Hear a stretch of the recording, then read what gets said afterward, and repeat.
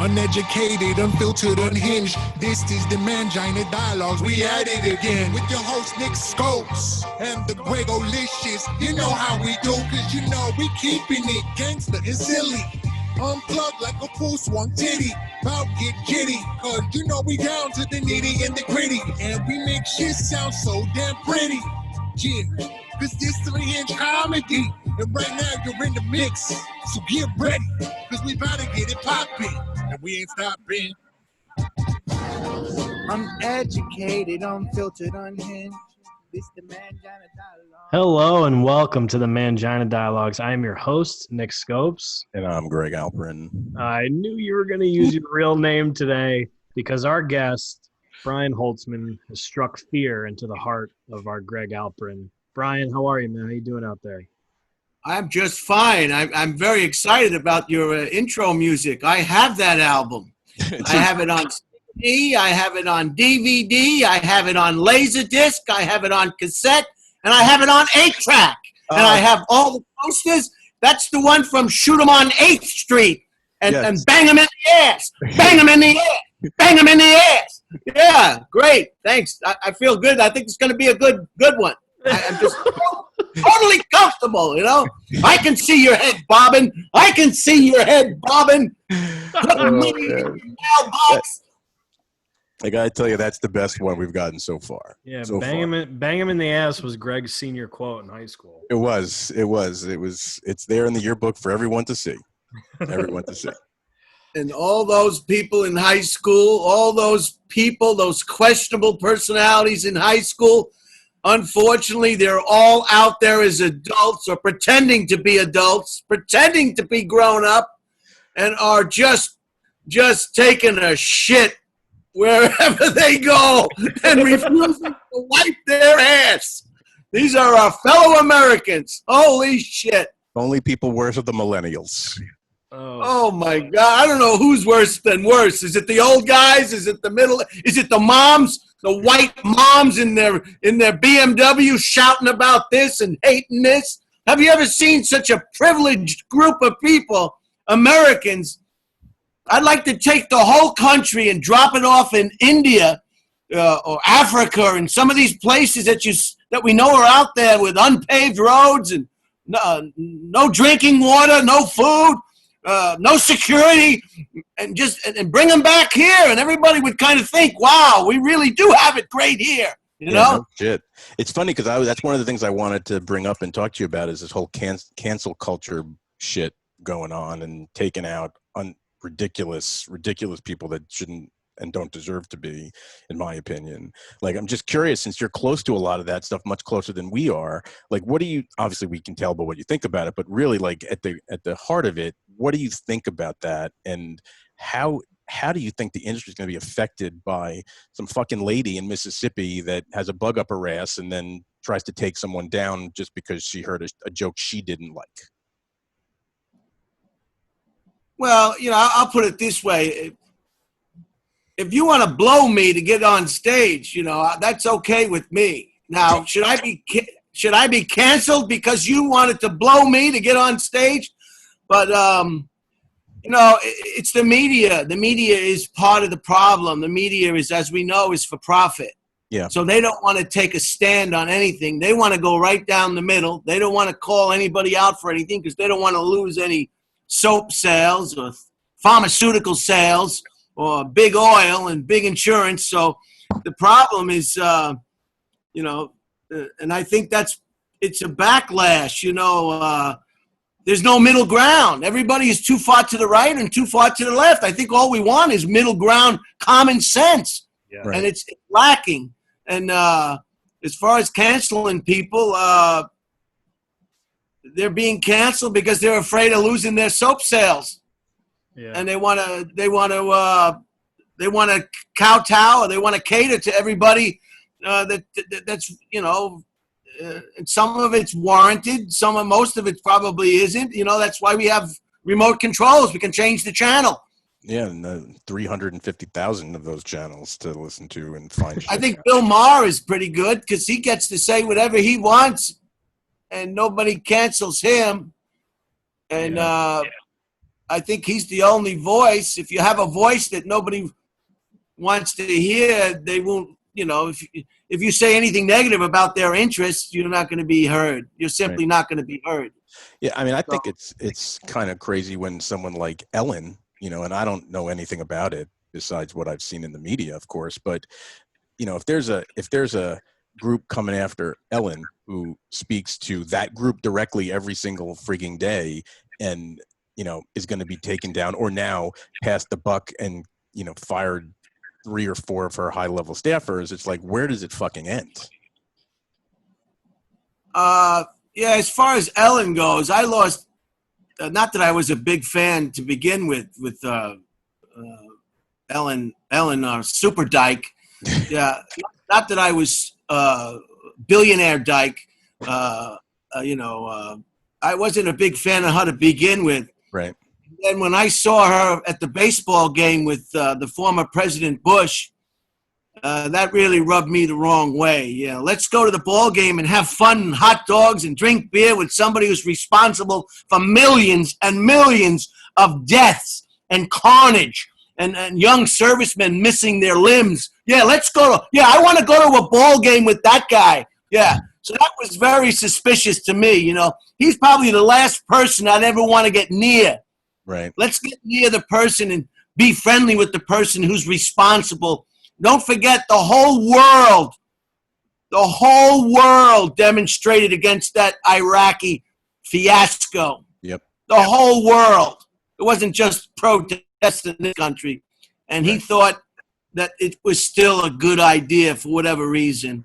And I just feel sorry for all the young men and women who have been affected physically, mentally, not to mention the Iraqis who were blown up. Yep. And, you know, let's go to a country and just break it. Right. Break it. So when I saw her having a fun day at the ball game, I knew she was a charlatan. I knew she was just a hollow, forgetting where she came from. You know, she probably, you know, and now he paints pictures, you know. Now we're supposed to buy his paintings of books, you know. Yeah. Why don't you paint pictures of people without legs and without arms and with bashed in heads?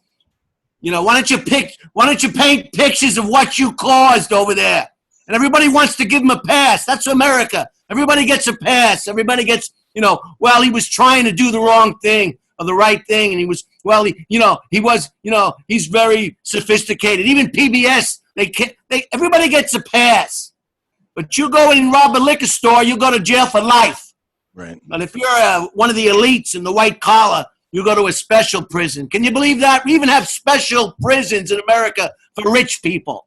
You know, special prisons just for rich people. You know, it's just, there's too many. This is why on my Dead Air podcast, I really don't like to get into politics because it's a rabbit hole. Yeah. It's a rabbit hole. Oh, it's horrible. We are there to talk about politics. But I would argue that podcasts like yours and a lot of comedians' podcasts, like a lot of the guys you work with regularly or worked with regularly at the Comedy Store, they're providing kind of that middle ground that you said, because everyone's so far right and so far left, and the comedian is able to kind of sit back and observe and be like, wait a minute, what the hell's going on here? Like, why is this over here? And like, you know, Rogan's a good example of that.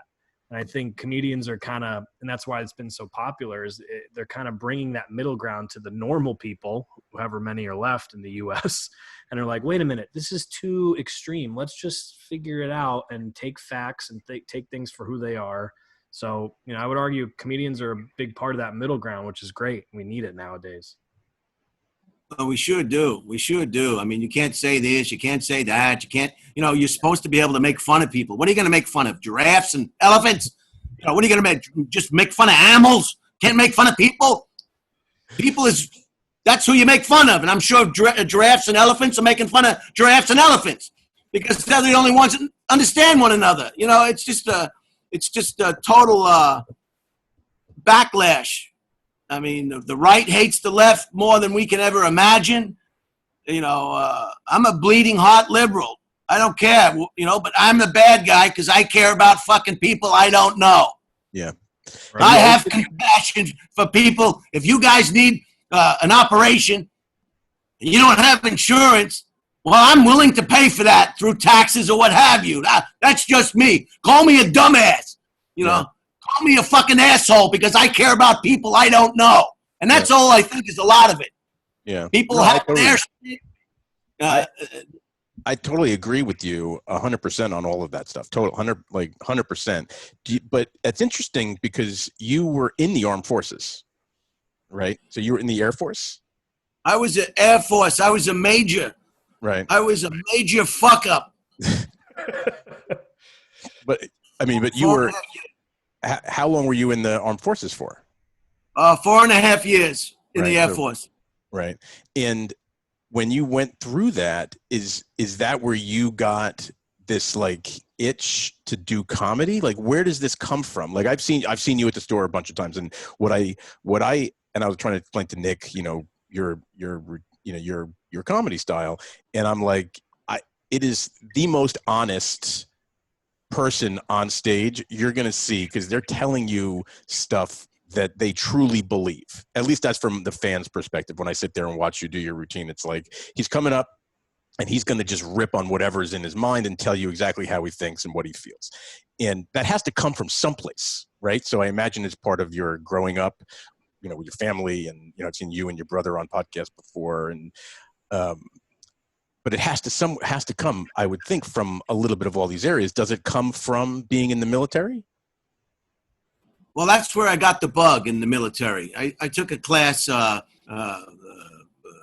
kind of speech class at nighttime in the military, and at the end of the class, we had a big dinner and a graduation ceremony, and there were two students in the class who were both present, announcers, news people on the Far East Network. Right. So of course I thought they'd pick both of them or one of them to be the MC for the graduation ceremony. And for some reason they picked me. Huh. That's where the bug was planted, because I just kind of talked about the people in the class, some of the things I had remembered. And I remember it just being, and they gave me let me see what they gave me. They gave me this.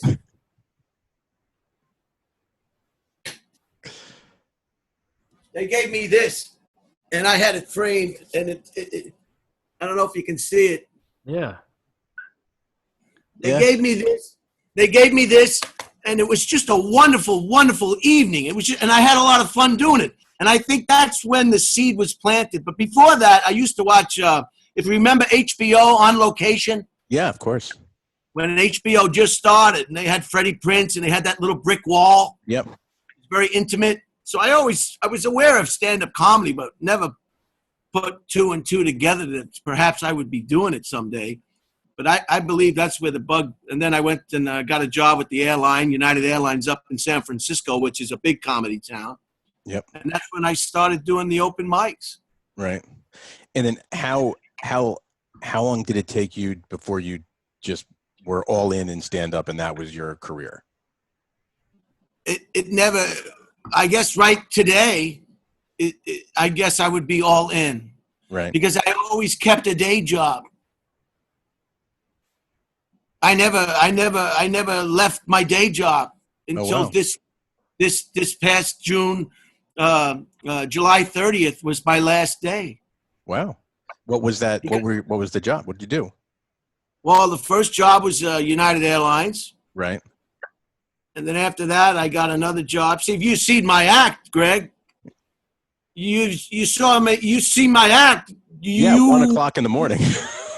you would keep your day job too, right? Well, it's not the kind of act where you run out and say, "Well, I'm going to be a Mr. Comic." What fucking asshole club owner anywhere in this country is going to want Brian Holtzman? They want to sell alcohol. They don't want people yelling at me and screaming and walking out. It's not that kind of act until you get a name for yourself. So anyway, I've kept my day job, and so I never really and the Comedy Store spoiled me since 1996. Right. Every night of the week. So I felt to myself, you can only do comedy at night. The Comedy Store is treating you like gold. I can do both. And I did, or I am. that's, I mean, that's unbelievable because, I mean, doing sets that late and then doing a job during the day and then going back and doing sets that late. I mean, you really have to love what you do in both cases, not just the comedy, but also your day job, or at least something, you know, whatever that is, that's passing your time. Well, the day job does make it easier, you know, and all the comics are always belly aching about the road and how they can't wait to get a television show and get off the road, and all the horror stories and owners paying you in cocaine and terrible lodging and on. It's like being a fucking flight attendant. Right. You know, you're just flying around the fucking United States on a nonstop fucking whirlwind. Sometimes they don't pay. They pay very little. By the time you fucking make any money, and this is, you know, this is the road when you start out, you know. So I was never, you know, it was never attractive to me, you know. Right. As a lifestyle, because basically it probably comes from a self-confidence that wasn't there to Right. take that leap. You know, I have to be honest. A lot of people have trouble being completely honest. You know, it's my own, you know, I respect stand-up comedy so fucking much. You know, I look up to the people who do it. I don't take it lightly. So, you know, so I kept my day jobs all through the years. So I'm finally now retired. Congratulations. And I get to get retired, and I want to go on Joe Rogan, and I find out he's moving to fucking Texas. So I can't win. You know, I can't win. You know, I'm going to have to fucking fly to fucking Texas to be on his show, I guess, someday, because, you know, he mentions me a lot. He likes the joke about the kids in the lake, and I told him I wanted to be on it. He said any time, but I told him I want to wait till I'm retired so we can have a better conversation, much like what we're having now. Yeah. Now, Brian, question I have for you. You said, you know, you were a bleeding heart liberal, and usually it's the liberal side or the left side that goes after these comics for saying wild shit, right? But like or what they think is wild shit. They don't know, like you said, you're a bleeding heart liberal who cares about other people, but someone who is liberal as well might see your act and be upset or want to cancel you or whatever. So like, how do you kind of deal with that nowadays? I just ignore it. It's neither here nor there. It's like Black Lives Matter. Black Lives Matter is a protest about unarmed black men being shot and killed. And to me, that is it. Right. But the people won't let them have that. They won't let them have that. They keep splitting hairs. So these liberals who don't like my show, they're void. Those are the people causing all the fucking trouble. It's making all these conservatives hate liberals. You know, it's a splinter group. It's like they're taking a knee. Taking a knee is a protest against black unarmed men being murdered in the street. It's not about disrespecting the flag. Right. See how everything gets muddied? There's a million different agendas. Everybody has an agenda. So what do you get when you have all these agendas? You have what we have today in the United States. Complete fucking chaos. Yeah. Nobody wants to own anything.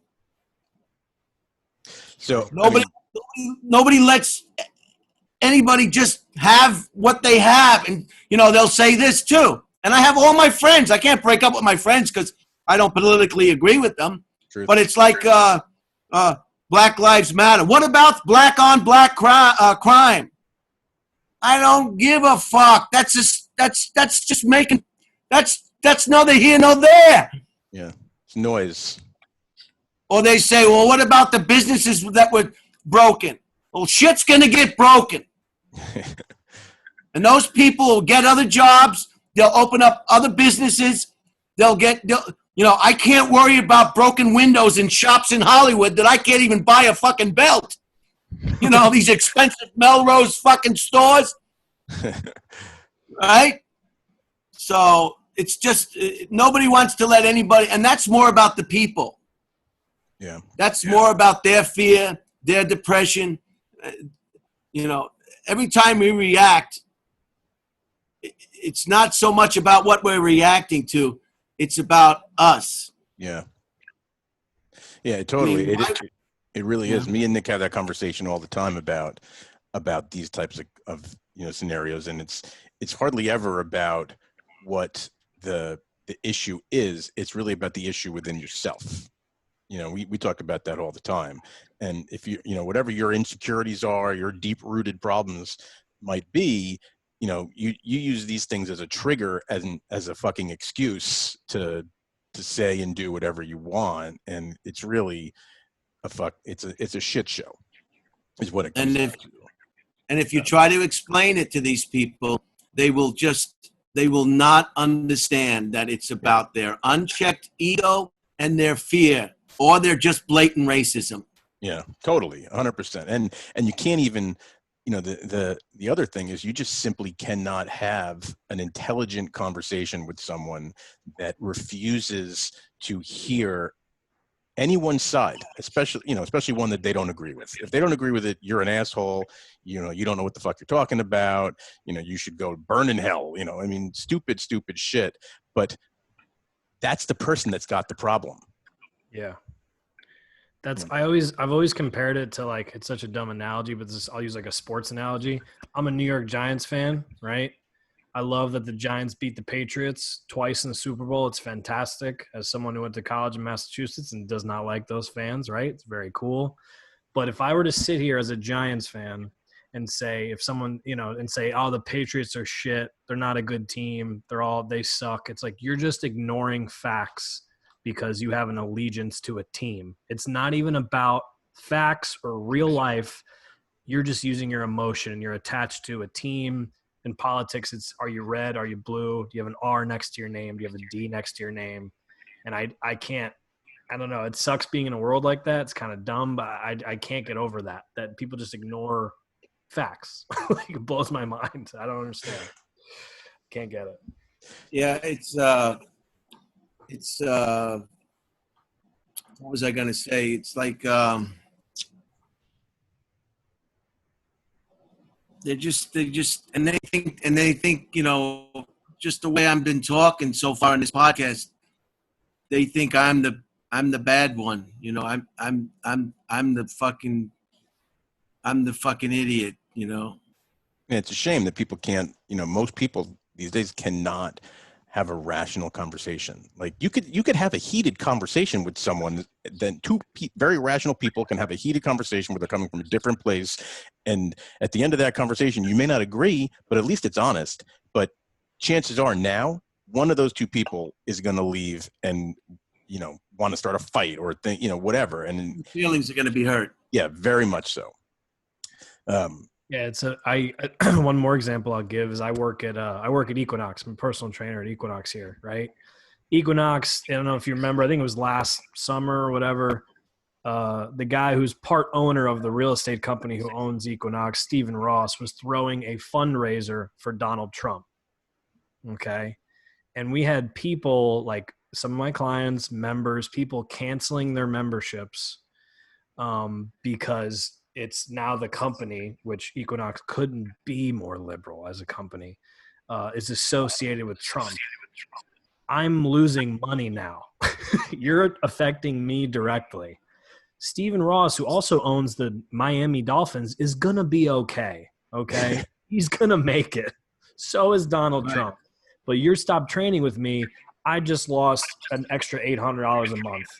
And could be rent for me. So I understand, like, people are using their emotions. It's not rational. So they'll quit the gym, they'll quit training. I have a relationship with these people all because a person who has a 60% shareholder in a real estate company that owns Equinox threw Trump a fundraiser. That blew my mind. And, you got celebrities coming out saying, cancel your memberships with Equinox. It's like, what about all the employees that work there? Like, what happened to us? Does it not matter? It blows my mind. So, Brian, what do you, I mean, you mentioned Rogan and going on his show. Hopefully, I really hope that happens. I'd love to hear you guys talk. But what do you think about him and Joey Diaz leaving LA and, Joey, going to Jersey and Rogan going to Texas. Like, what do you think about that? What do you think effect that has on the LA comedy scene? Like, you think it has any, or is it, what do you think? Like, as a guy that's there and living it with those dudes. First of all, they're in a position where they have enough reserve or income or money that making a move like that is relatively easy. Yeah. A lot of people simply can't afford to just move to another state. So in that respect, they're very fortunate and they're very lucky. I like when people just change residence in LA, it'll cost them maybe $4,200, the first, the last, It's terribly expensive just to live in a state like California. Now, as far as the comedy scene goes, it's going to take a hit because those guys packed that comedy store. Yeah. And I was a beneficiary of that. Sure. Whenever I was on the list and I saw Chris D'Elia, of course, I don't know about that now, but and Joe Rogan and Sebastian and Joey Diaz and when I saw these guys on the list, it made me happy because I knew it was going to be sold out. Right. And of course, I'd get a cut at the door. But it's certainly going to take the shine off for sure. Joe Rogan is just everything he touches turns to gold. And he brought in crowds, and Joey Diaz is a big name in himself. I think he has over 1 million followers on Instagram. 1 million freaking people. I mean, it's just wonderful what they did, Yeah. And the comedy scene will still go on if it ever gets back to normal. But certainly, sure, those guys leave and it's going to take a hit. Yeah.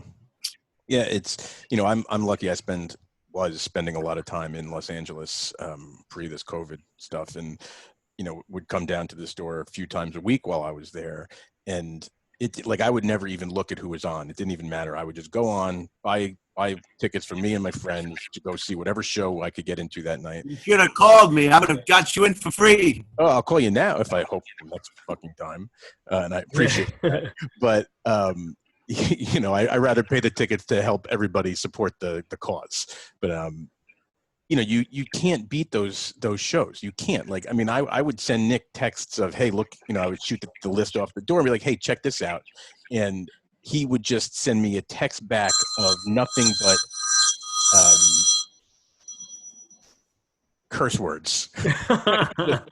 He would just send me like a cursed, riddled text back, right? And with "have a good time, asshole," right? And and it's just the most amazing place. If you're a comedy fan, if you're anywhere surrounded around the comedy business, to just walk into that place any night, they're open. It doesn't matter what room you go into, you're going to see the best comedy in the world every night of the week. So being on those, I'm most curious about, you close out nights at 1 o'clock in the morning sometimes, right? So how do you do that when you've just sat there and watched, probably in some ways, that list you mentioned, plus Whitney Cummings and Marin and Duncan Truss, every single person, every heavyweight, and then you have to go on at 1 o'clock in the morning to a bunch of drunk Australians. What does that do? How does that process in your mind? I don't I got anointed and I got baptized by Mitzi Shore. Right.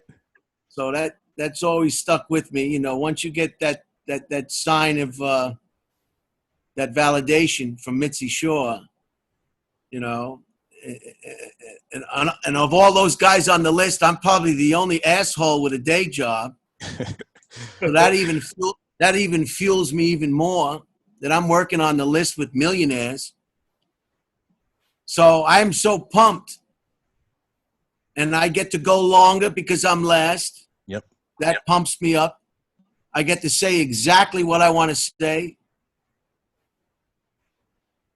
And it's just like I know the room was full, and I often tell it.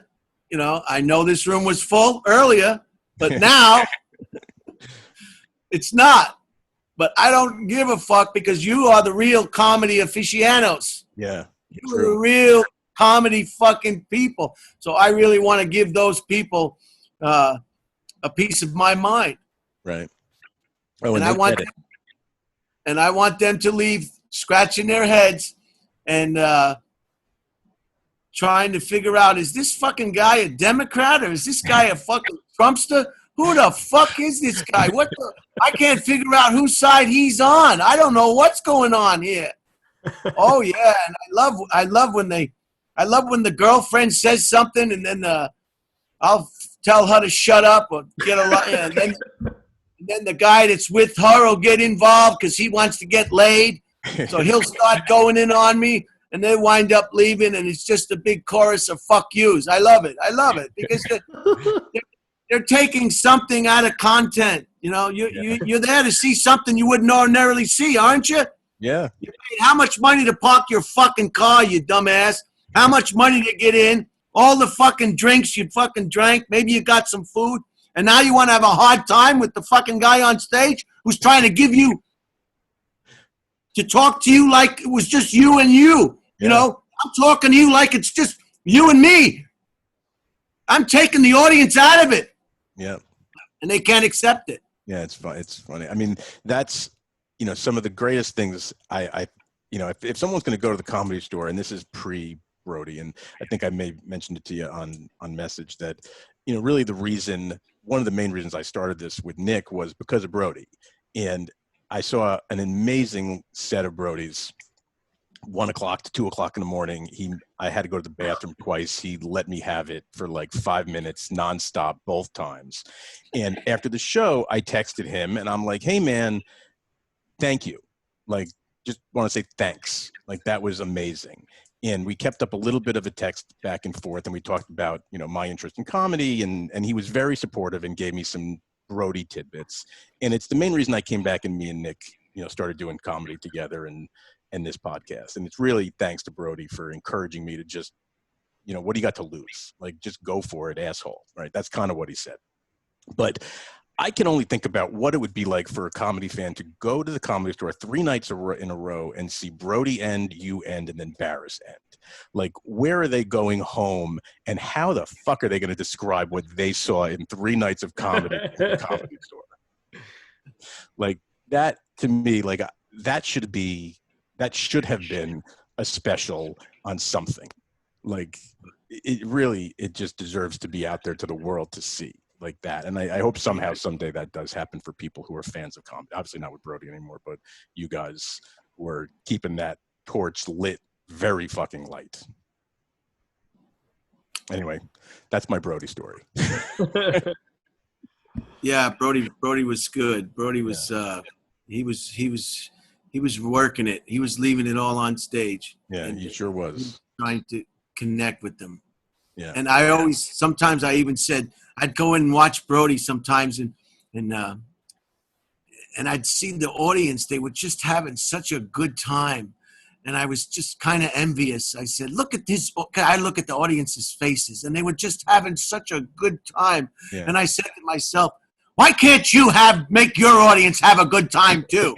Why can't you fucking make everybody happy? Look how happy everybody is.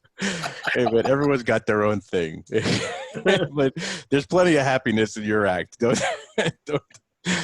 think not.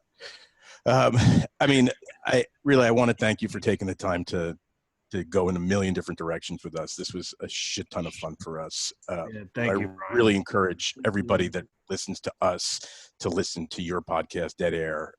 It's you and Red Band, and it's awesome.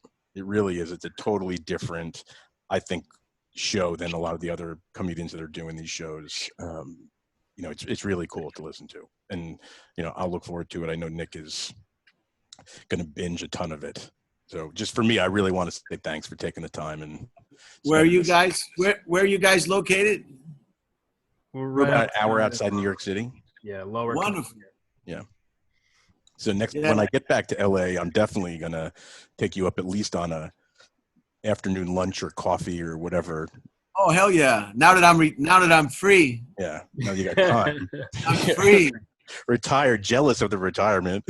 But listen, man, really, thank you. Imagine that, Greg. I retire after all these years of doing comedy and working a day job, and now the clubs are closed. And if you would have stayed, you probably would have got paid for staying and working from home. I mean, yeah. You can't win them all. Yeah. I'd like to win some. I'd like to win some. Hey, listen, best to you. Stay healthy.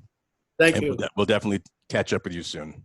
Thanks, Brian. Thanks, guys. Appreciate it. Brian. Thanks, man. Be well.